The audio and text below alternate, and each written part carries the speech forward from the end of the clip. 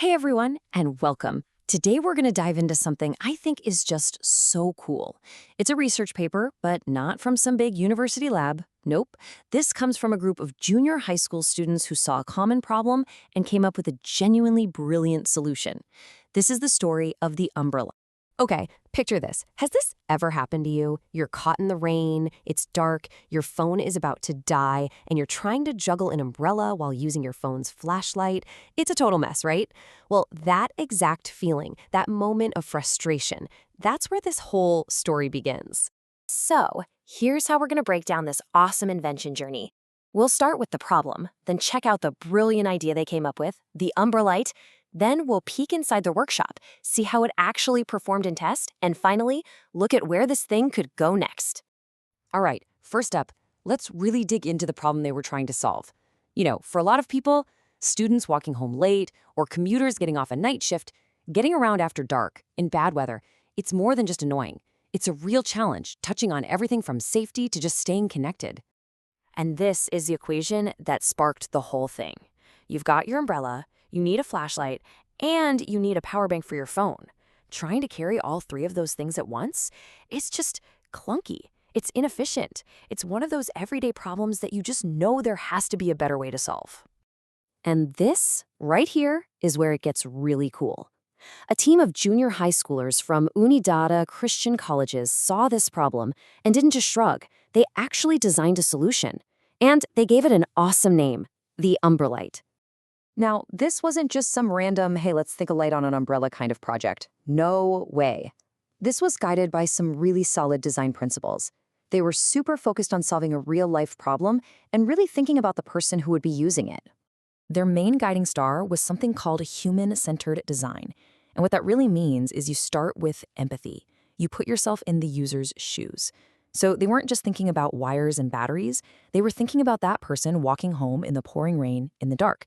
Every single choice they made was about making that person's life easier and, a whole lot safer. And right alongside that was a focus on ergonomics. I mean, think about it. You can have the cleverest gadget in the world, but if it's a pain to hold or awkward to carry, nobody's going to use it. So it wasn't enough for the Umbrelight to just work. It had to feel good in your hand. It had to be balanced and easy to use. The design had to serve the function, not get in the way. Okay, so we've got the why. Now for the how. This is the really fun part, where the idea becomes a real physical thing.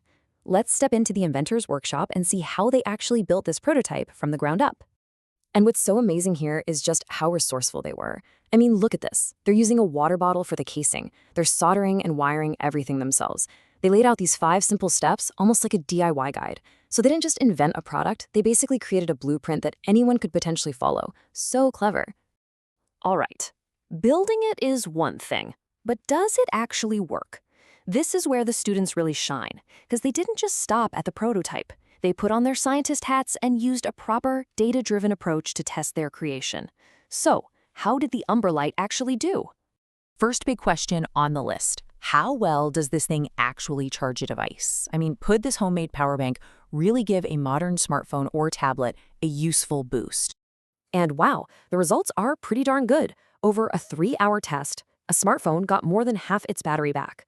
A tablet got almost as much. And I love their own comments here. Not fast, but reliable. That's exactly what you want. It proves the concept works. In an emergency, that's a lifesaver. Okay, next up, the flashlight. Was it just a dim little glow, or was it actually bright enough to be useful? To figure that out, they measured how far you could see with it over 3 days.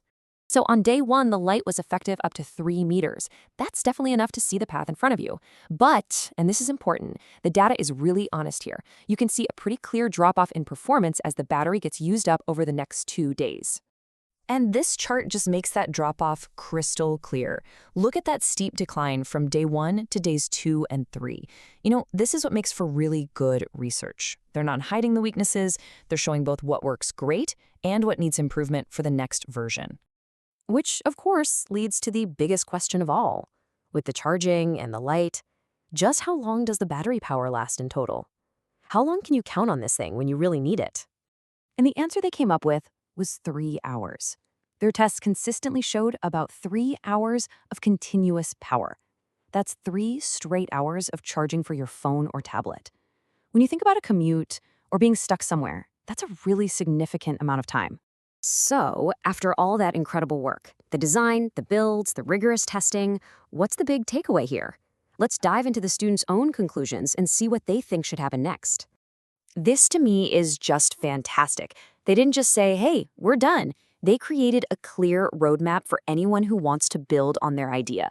They identified the key areas for improvement: a bigger battery, better waterproofing, making it more durable. It just shows such a mature understanding of the whole engineering process. And I just want to end on this. This is a quote directly from the student research team. It captures the whole spirit of this project so perfectly. It's a useful, practical solution for an everyday problem, and it has so much potential for the future. Just an absolutely brilliant and inspiring piece of work from these young inventors.